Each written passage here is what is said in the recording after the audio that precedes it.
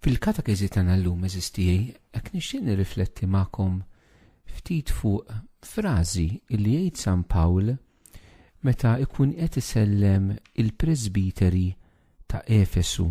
Efesu kienet komunità li San Pawl evangelizza, komunità li anke għandna ittra indirizzata lill-Efesin, li jista' jkun ma kienx biss indirizzata l-Efesin imma anke l-knejjes oħrajn ġiet ċirkulata fi żmien San Pawl.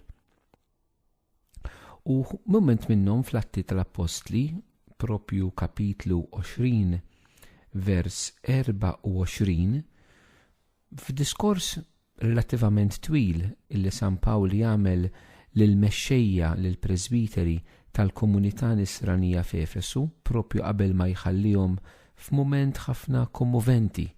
Kulkom ċans taqrawh kapitlu 20 naraw kil San Pawl arkubtejh fuq ix-xatt tal-baħar jitlob ma daw il-Presbiteri jitolbu għalih, jibkuh. Hekk San Pawl kellu din ir-rabta tal-qalb man-nies li kien jevanġelizza, man-nies li kien jipriedka, man-nies li kien imexxi. Uħu minnhom Pawlu jgħidilhom din il-kelma. Iżda jien lil ħajti xejn ma nqisha għażiża lija jekk mhux biex intemm il-mixja tiegħi u l-ministeru li ħadd mingħand il-Mulej Ġesu. Jiġifieri li nagħti xhieda tal-Evanġelju tal-grazzja ta' Alla. Jekk nixtieq propju nieqaf fuq din il-kelma, vers wieħed illi San Pawl jgħid. L-ewwel ħaġa Pawlu jgħid din il-kelma f'kuntest fejn huwa sejjer lejn Ġerusalemm u jistqaru huwa stess illi l-Ispirtu Santu urih illi fejn sejjer kellu ibati.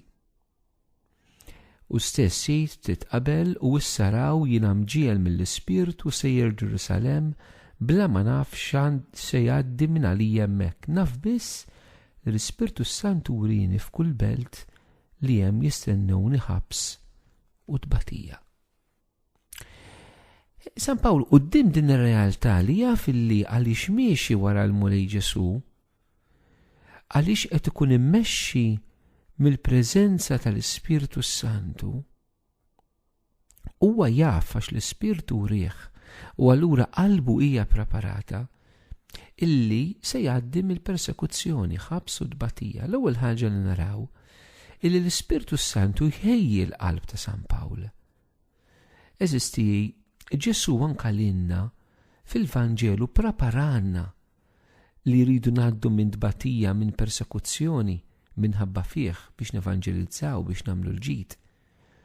Ġesu għalilna pereżempju jekk jippersegwitaw lili, qatt jippersegwitaw lilkom. Ġesu għalilna kelma oħra illi meta ma jilqawkomx f'belt farfru trab minn ta' saqajkom u morru f'oħra. Ġesu għalilna nieskom stess qed jitradukom. Ġesu għalilna l-om ġenituri joħduha kontra l-uliet, joħduhom kontra l-ġenituri. Ġesu għalilna li l-mexxejja reliġjużi stess qatt itelluna quddiem il-qrati. Ġesu eżistijaj għad-disċipli li mixjin warajh biex jimxi fuq il-mixja tiegħu jevanġelizzaw, iħejjilhom il-qalb tagħhom. Min għandu intimità malla, min qiegħed f'relazzjoni ma' Ġesu, Alla huwa fidil lejn il-bniedem u jħejjilu il-qalb tiegħu b'mod jew bieħor. Hekk għamel ma' Pawlu, hekk għamel ma' l-Apostli, Ġesu ħejjilhom qalbhom għal persekuzzjoni u għal batija, u hekk jagħmel magħna. Għaliex huwa l-istess Mulej Ġesu. Huwa l-istess Spiritu Santu li jaħdem f'qalbna. U allura San Pawl meta qed tgħid dan il-kliem hekk x'inhu l-iskop tal-ħajja tiegħu qed jgħidu f'dan il-kuntest li jaf li l-Mulej ħejlu qalbu l-irtibati u f'dan il-kuntest toħroġ il-qawwa tal-kelma ta' San Pawl. Iżda jien lil ħajti xejn ma nqisha għażiża għalija jekk mhux biex intemm il-mixja tiegħi. U allura aħna rridu nagħmlu l-mistoqsija eżisti anke fil-mumenti jibes tal-ħajja tagħna, il-ħajja tagħna. X'inhi l-għożża tagħha, x'inhu l-wert ta' ħajti meta jiena għaddej minn dbatija u minn persekuzzjoni. Meta jien qed nipprova nagħmel il-ġid u jisfali deni. Meta jien nipprova nxandar il-Ġesu u nsib il-bibien magħluqa. Bibien magħluqa xi drabi minn nies li tipprova tevanġelizza. Bibien magħluqa forsi xi drabi anke fil-Knisja meta tixtieq tevanġelizza u ma jtukx iċ-ċans, ma jtukx l-opportunità, għal raġuni differenti. Il-wert tiegħek minn fejn hu ġej? Inti tħossok werted daqskemm qiegħed tħossok li qed tagħmel xi ħaġa tajba? Jew qed tħossok werted daqskemm int qed tgħix l-intimità tiegħek mal-Mulej? Għaliex Pawlu hawnhekk meta qed jgħidilna ma ħajti xejn ma nqisha għażiża għalija jekk mhux biex intemm il-mixja tiegħi. L-ewwel dik jgħid wara jgħid il-ministeru, wara jgħid l-appostolat. Imma Pawlu l-ewwel ħaġa li jħoss ħajtu hija wertet huwa biex itemm il-mixja tiegħu mal-Mulej Ġesu, biex ikun fidil lejn il-Mulej jew biex ikun dixxiplu ta' Ġesu, biex jisma' mill-Mulej qallu anka jekk dan ma jissarrafx f'suċċess. U din eżisti nixtieq nagħmel enfasi kbir fuqha. Għaliex ħafna drabi meta aħna ngħaddu minn mumenti qiebsa, meta ngħaddu mid-tbatija mill-persekuzzjoni, nħossuna li isna maħna din nipproduċu xejn fil-ħajja. U allura nibdew nagħmlu mistoqsijiet kbar jien x'qed nagħmel. Din tista' tiġri anke fir-relazzjoni ta' żwieġ. Tħoss li għaddej minn żmien qiebes meta qed tipproduċi xejn fi-żwieġ tiegħek. Tipo b'x'qed nibqa' nagħmel f'dan iż-żwieġ jien. Imma il-Mulej llum irid jiftħilna għajnejna u jurina li l-valur tagħna meta ngħaddu mid-tbatija mhux ir-riżultati li qed nipproduċu imma kemm aħna intimi miegħu. Kemm aħna maqudin mal-Mulej fit-talb. Kemm aħna nfittxu l-Ġesu fid-tbatija. Mhux infittxu l-Ġesu biex ninħelsu mid-tbatija fiha nfisha, imma nfittxu l-Ġesu biex ikonna relazzjoni intima miegħu. Biex nibqu infittxu l-wiċċu, biex nisimgħu ikellimna, biex nibqu nduqu mħabtu, biex ngħidulu li nħobbuh, biex ngħidulu li rriduh, biex ngħidulu li aħna nibqu nażluh minkejja tbatija l-persekuzzjoni li nkunu għaddejjin minnha. Biex ngħixu eżistijaj din l-intimità u niskopru li din l-intimità mal-Mulej hija l-iktar ħaġa importanti fi żmien qiebes tal-ħajja tagħna. Din ma tinħoloqx daqqa tkun frotta mixja li aħna nkunu qegħdin nagħmlu. U allura importanti li aħna fil-mumenti li ma nkunux għaddejjin mid-tbatija, mill-persekuzzjoni, naraw illi ir-relazzjoni tagħna mal-Mulej inħalluha tinbena fil-verità. Għal xi drabi jiġrilna li meta nkunu fil-ħajja għaddejjin okej, l-intimità tagħna ma' Ġesu tonqos, it-talb tagħna jonqos, u mbagħad kif ifettx il-mart, il-gwaj, l-inkwiet, il-persekuzzjoni, il-misunderstandings, hemmhekk induru lejn il-Mulej Ġesu rridu nitolbu iktar u hemm xejn ħażin li nagħmlu hekk. Però l-maturità fil-fidi, in-nisrani adult, in-nisrani matur, in-nisrani li qed jagħmel mixja, propju jrid jieħu ħsieb illi ir-relazzjoni tiegħu mal-Alla tkun okej, mhux meta huwa iħoss il-bżonn ta' Alla minħabba tbatija, imma fil-mumenti meta l-ħajja mixja relattivament tajba. U ħafna importanti allura l-relazzjoni tagħna ma' Ġesu eżistijiet tkun kostanti. Importanti l-relazzjoni tagħna ma' Ġesu tkun ta' kuljum. Importanti l-relazzjoni tagħna ma' Ġesu tkun dixxiplinata. Tkun dixxiplina. Jiġifieri tkun xi ħaġa li jiena ikolli l-commitment ta' kuljum għal ħajja tiegħi tat-talb, il-ħin regolari tiegħi li jiena nieqaf nitlob kuljum. Li jien kuljum nieqaf naqra l-kelma t'Alla. Li jien kuljum insib il-ħin waħdi ma' Ġesu. Kuljum. Jekk dan aħna ma nifmuħx ta' kuljum eżistijaj, faċilment illi naddu minn momenti li jaqbduna fuq siq waħda. U forsi jekk ma jkunniex il-ħażna tagħna tajba dak il-ħin mbagħad x'naqbdu nagħmlu eżistijaj. Mhuwiex daqshekk faċli għal min ma jitlobx illi f'mumenti jibes daqqa waħda jibda jitlob. ċerti persuni li għaddu momenti ibsa mhux faċli li jaqbdu jduru lejn Alla kif ġipu laħaq darba. Ek niftakar wieħed raġel għalli fader ħanidlek meta tkun marit, mhux għalkemm taqbad u titlob ta' ħafna drabi ma jġik xejn fil-qalb u fil-moħħ tiegħek xtejlu l-mulej. Imma dak li tkun ilek imdorri tagħmel jiġi f'mommok u f'qalbek dak il-ħin quddiem Alla. It-talb sempliċi li tallimt meta tkun żgħir, repetittiv li jżommok maqut mal-mulej. L-erf ta' bniedem sempliċi mhux teologu jew bniedem ta' skola l qal il-ħaġa. Però bniedem li għandu l-erf tal-ħajja, l-esperjenza tal-ħajja. U li min għandu tallim din il-ħaġa. L-importanti ta' relazzjoni tagħna ma' Alla li tkun kontinwa, li tkun dejjem, għaliex fil-mumenti l-aktar ibsa hija dik illi sejra tgħinna. Hija dik illi sejra tmexxina. U allura nixtieq hekk nindirizza f'dal mument kemm il-minu sejjer f'mument ibes u kemm minnu sejjer tajjeb. Inti li sejjer tajjeb hekk bħalissa, b'xinti ma jkollokx dak l-inkwiet ta' barra u ma jkollokx dawk il-ċirkustanzi jibsa li fixkluk fil-ħajja. X'qed tagħmel biex bħalissa tibni relazzjoni tiegħek mal-Alla? Forsi qed tisma' del-programm din it-taħditek f'kuntest li m'għandek l-ebda impenn partikolari ta' talb. Jiena nixtieq inħeġġek li propju bħalissa illi m'għandekx l-inkwiet. Issa tinvesti iktar fil-ħajja tiegħek ta' talb. Nixtieq inħeġġek li tfittex tingħaqad iktar mal-mulej. Nixtieq inħeġġek li tuħu commitment li tingħaqad ma' xi grupp, ma' xi komunità, ma' realtà li tgħinek tiskopri iktar il-Ġesu b'mod intimu fil-ħajja tiegħek. Għaliex propju dan il-moment jrid jibnik.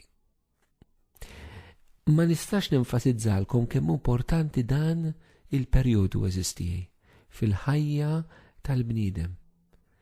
Kemm huwa importanti illi f'dan il-mument inti tinbena biex meta jiġi fuqek il-maltemp lilek isibek sod. U dan ngħidulkom abbażi ta' dak li jgħidilna Ġesu. Meta jgħidilna illi l-maltemp jiġi kemm fuq min jibni fuq il-blatt u kemm min jibni fuq ir-ramel. Il-maltemp jiġi fuq kulħadd. Imma min jibni fuq il-blatt meta jiġi l-maltemp iżhom sod. Min jibni fuq ir-ramel meta jiġi l-maltemp jaqa'. Allura importanti li qabel maltempata aħna nkunu mibnija. Kif propri kien San Pawl f'din il-kelma qabel ma ħajmur Ġerusalemm u qed jistenna l-maltempata ġejja u diġà mibni bil-qawwa tal-Ispirtu biex ikun jiflaħ jgħaddi minn dak li għandu jgħaddi. U Ġesu jagħmilha ċara jibni fuq il-blat min jisma' l-kelma tAlla u jgħixha. Jibni fuq ir-ramel min jisma' l-kelma tAlla u ma jgħixix. Is-sigriet mhux jekk tismax jew le l-kelma tAlla, imma jekk tgħixix jew le. Ġesu fl-aħħar ċena qallhom dawn il-ħwejjeġ tafuhom, ħenjin intom jekk tagħmluhom. Mhux ħin għax tafu, imma ħin għax tgħixu. L-intimità m'Alla qed inkellimkom mhix xi feeling eżisti. L-intimità ma' Ġesu toħroġ mill-ubbidjenza tagħna lejn il-kelma tiegħu. L-intimità hija l-imħabba u Ġesu qalilna min ħobbni jħares kelmti, tħares kelmtu fil-Bibja tfisser li tisma' u tagħmilha l-ubbidjenza. L-intimità hija intimità li tiġi mill-ubbidjenza. Il-bniedem li jobdi l-kelma fil-mument tal-bnazzi huwa dak li jista' jżomm sħiħ fil-maltemp. Ftakru għad il-frażi, jikdbuha kemm bżonn. Il-bniedem li jobdi l-kelma tAlla fil-bnazzi huwa dak li jżomm sħiħ fil-maltemp. Nerġa' ngħidha tidħol f'qalbkom. Il-bniedem li jżomm li jobdi l-kelma tAlla fil-bnazzi huwa dak li jżomm sħiħ fil-maltemp. Milhekk kien tgħaddej mill-mument tal-bnazzi, issa trid tobdi l-kelma tAlla. Tittejxa, tidħol f'din l-intimità tiegħek mal-Mulej Ġesu. Min-naħa l-oħra eżistijaj, dawk minnkom li forsi għaddejjin minn maltempata. U allura tibdew tistaqsu ma jiena il-ħajja tiegħi x'sens fadlilha. Nixtieqkom li ma taqtawx qalbkom. Nixtieqkom temnu li jemmen San Pawl illi s-sens tal-ħajja tiegħek huwa li inti temm il-mixja tiegħek mal-Mulej. Tiqafx f'nofs triq. Pawlu jgħamela ċara iżda jien l-ħajti xejn ma nqies għażiża lija jekk mhux biex intemm il-mixja. Ħafna drabi il-momenti ibsa ma' ardbatija persekuzzjoni ixin is-sofferenza jaqtawna qalbna biex ma nkomplux il-mixja. U jekk hawn xi ħadd minnkom li bħalissa huwa ttantat li ma jkomplix il-mixja, minn qalbi qed nitolbok iqaf. Tuħux deċiżjonijiet maġla. Jekk bħalissa qed titella u tniżżel biex tieqaf mill-grupp li tattendi, mill-laqda li tattendi, jekk minħabba martu dbatija trid twaqqaf it-talb tiegħek, twaqqaf affarijiet li kont tagħmel fil-ħajja spiritwali, f'rabja li forsi għandek lejn Alla, lejn il-Knisja, lejn xi lider, lejn xi katekista, lejn direttur spiritwali, lejn qassis, tiġrix tiddeċidi li twaqqaf xi ħaġa. Għax ix-xitan iżommok milli temm il-mixja tiegħek mal-Mulej, tittasal fil-milja tagħha. Xi drabi fil-momenti jibsa nieqfu fil-mixja tagħna. Mentri Pawlu bil-maqlub qed jgħidina xejn ma ħajżomni mill-mixja tiegħi inwassala sal-aħħar. U allura x'għamilkom kuraġġ, jekk forsi anke fil-teħ ta' qalb ma ddurux mill-ewwel lejn Mulej fit-talb, nixtieq nikkoraġġikom għax aħna għandna bżonn xulxin eżistijaj. U minn qalbi tafu kemm nixtieq nagħmilkom kuraġġ. Min jaqta' qalbu jgħix il-valur insara jaddu ħaċċajt iwaqqgħu ħażebblieħ fuq il-post tax-xogħol jiridikolawk. Żgħażagħ li taqtaw qalbkom li turu l-identità tagħkom l-isranija li intom mixjin wara Ġesu għaliex sħabkom stess jgħaddukom biż-żmien. Min jaqta' qalbu quddiem l-istess żnub tiegħu għax jibqa' jaqaf l-istess żnub u allura jgħid għalfejn ħankompli nimxi wara l-Mulej jiena apokrita dejjem inqer l-istess żnubiet. Dawn għandhom mhux xitan mhumiex minn Alla li jaqtelek qalbu dan il-mod. Min jaqta' qalbu xi drabi jeżisti li kompli l-mixja tiegħu fil-Knisja xilek fil-Knisja xirti affertu ma l-istess, ma jitbidlux, dak il-qasis ma jridx jaf tiegħu biss tajjeb, ma tistax taħdem miegħu, ma japprezzax dak li nagħmel, jew xi ħadd li jkun weġġef f'komunità u tgħid jiena ħan jaqaf minn kompli l-mixja tiegħi mal-Mulej waħdi ma mhux fil-Knisja tiegħu. Tiqafx. Kompli l-mixja tiegħek wara Ġesu fil-Knisja tiegħu iva, fil-komunità tiegħu, fil-grupp tiegħu. It-tentazzjoni li nieqfu fil-vjaġġ hija tentazzjoni kbira, hija tentazzjoni qawwija. Ftakru eżisti li hija relazzjoni. Ejjew ħadd minna ma jiddeċidi qatta l-karti mal-Mulej. Ejjew ħadd minna ma jiddeċidi li jieqaf ikun intimu mal-Mulej. Mu speċjali jekk tħossok li tlabt biżejjed imissa you're fed up. Tħoss li Mulej ma rridx jisma' t-talb tiegħek, allura taqta' qalbek saħansitra mit-talb, taqta' qalbek minn Alla nnifsu. Taqta' qalbek li inti tkompli titlob. Din hija tentazzjoni. Li nixtieq ninkoraġġikom biex ma tċedux għaliha. Nerġa' ntenni b'qawwa kbira li jgħid Pawlu. Iżda jien il-ħajti xejn ma nqies għażiża għalija jekk mhux biex intemm il-mixja tiegħi. Il-mixja tiegħek hi daqshekk għażiża lik. Illi laqqas id-batija l-mart id-diffikultajiet ma jżommuk milli tasal għat-tmiem tagħha l-milja tagħha. Hija daqshekk eżistijaj importanti għalina. Aħna l xiex aħna maħluqa. Aħna maħluqa għal Alla. Xi drabi jeżistijaj dil-realtà li iktar ħaġa sempliċi u fundamentali tal-eżistenza tagħna nsejnija. U ma nirrealizzawx li aħna maħluqin għal Alla. Imma minna l-Alla lina. Kollox idur magħna u mhux kollox idur miegħu. Il-Alla qisu qiegħed hemmhekk sabiex jgħinni nikkopja ngħix din il-ħajja ħalli ħossni okej hawnhekk. Tant drabi nħoss maħbubin tiegħi li tlifna l-perspettiva tal-eternità. Tlifna x-xewqa għall-ġenna. Donnu Alla huwa komodità biex jiena nista' ngħix fuq dillar tajjeb.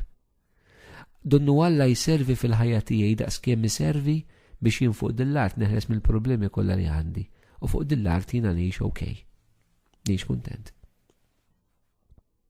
Donna nsejna Il-mulej ħalaqna l-eternità. Li aħna l-kol kemm aħna sejrin immutu. Din il-ħajja fil-verità hija passaġġ. Aziz hija, aziz oħti, kollox se jispiċċa f'ħajtek. Kollox.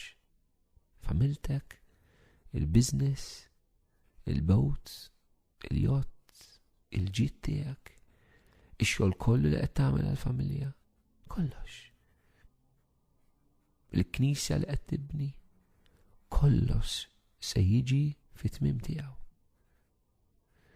U dan irid jispirana mhux biex ma nagħmlu xejn, imma biex jiena niffokaw fuq li mid-direzzjoni vera tagħna. L-għaqda tagħna ma' Alla. Jħobbukx u ma jħobbukx fuq din l-art ħa tgħaddi.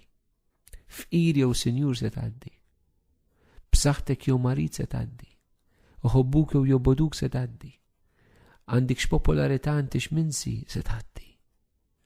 L-unika ħaġa li se tibqa' hija l-intimità tiegħek mal-mulej, il-mixja tiegħek, ir-raġuni għaliex inti ġejt maħluqa. Imma din forsi nsejnija żiż tiegħi. Mhux insejnija li ma nafux biha, imma mhijiex il-mutur tal-ħajja tagħna, mhijiex dik li timmotivana fl-għażliet, fid-deċiżjonijiet, l-outlook tagħna fuq il-ħajja, kif nieħdu l-affarijiet. Xi drabi nippanikjaw fuq daw l-affarijiet kollha li jmissu ma' din l-art li qisu dak biss jeżisti fid-dinja. Mhux qed ngħid illi ma nagħmlux ħilitna ta' jew ma ngħidu xajma jew ma narranġawx l-affarijiet, mhux dan li qed ngħid. Li qed ngħid imma f'qalbna għandna din il-konvinzjoni li jien l-iktar ħaġa importanti li ntemm il-mixja tiegħi u li ntemm il-mixja tiegħi jiġifieri jiena inkun maqut mal-mulej mhux biss issa fuq din l-art, imma fl-eternità. ħajti nifhem li dan hu l-iskop tagħha. Eżiz tiegħi, jien għandi dubi xi drabi kif verament fimna li l-iskop tagħna huwa Alla. Imma fil-verità tixxokkjawx ruħkom jekk ngħidlek l-iskop tiegħek mhuwiex il-familja. Il-familja hija l-mezz li jien tasal għand Alla. Imma xi drabi jista' jkun li anke mill-familja tagħna nagħmlu idolu. Lill-familja tagħna tiġi qabel Alla. Jista' jkun li anke aħna saċerdoti nagħmlu s-saċerdozju tagħna idolu. Is-saċerdozju tagħna huwa l-mezz kif aħna niltaqgħu mal-Alla naqdu l-Alla. Imma r-relazzjoni tagħna mal-mulejja ikbar mis-saċerdozju tagħna. Anke aħna l-patrijiet u s-storijiet reliġjużi ma nagħmlux mill-ħajja konsagrata idolu. Ħajja konsagrata hija mezz Alla huwa ikbar minna. Ċertament il-familja s-saċerdozju ħajja konsagrata huma rigal kbir li rridu imprezzabbli nibżgħu għalihom, nagħmlu ħilitna għalihom. Però l-mulej hu ikbar minnhom. U l-iskop ta' ħajjitna lejha l-familja l-ewwa s-saċerdozju laqsa ħajja reliġjuża. L-iskop ta' ħajjitna hija l-intimità tagħna mal-mulej li tibqa' fl-eternità. L-oħrajn kollha jiġu sekundarji ħdejn din. Huma l-mezz u l-istrument, l-espressjoni tar-relazzjoni tagħna mal-mulej, imma din tibqa' ċentrali. Għax drabi aħna npoġġu il-familja, żwieġ, is-saċerdozju daw fiċ-ċentru. U l-mulej qiegħed hemm biex jgħinni ngħix dawn. Hija bil-maqlub. U fiċ-ċentru dawn huma l-mezz kif jiena nasal għandu. Imma xi drabi il-mezz u l-għan bdinnihom. L-għan huwa Alla, Alla mhux il-mezz, Alla huwa l-għan tal-ħajja tiegħek. Pawlu din kienet ċara. Li dak li kien jos f'ħajtu kien li jtemm il-mixja tiegħu. Ejju nħduha bis-serjetà din eżiz tiegħi. Kieku aħna naqduha bis-serjetà f'qalbna insibu ħafna u ħafna paċi. Quddiem dbatijiet, quddiem diffikultajiet, quddiem teħta qalb, għax nirrealizzaw li dawn mhumiex l-aħħar kelma f'ħajjitna. Dawn fil-verità ma jistgħux jitelfu l-iskop ta' ħajti, għax l-iskop ta' ħajti huwa laqda mal-mulej. Dawn jistgħu ituni mod kif ngħix l-għaqda tiegħu miegħi. Dawn jistgħu jisfidaw l-għaqda tiegħi miegħu. Imma mhux ifixkluha u jieħdula posta. Jalla l-kull kemm aħna fuq l-eżempju ta' Pawlu verament niskopru li l-iskop u l-għożza tal-ħajja tagħna u li ntemmu il-mixja tagħna f'Alla. U jekk nagħmlu dan eżistijaj, il-mulej jimla qalbna bil-paċi u permezz tagħna jiġbed ħafna aktar nies lejh.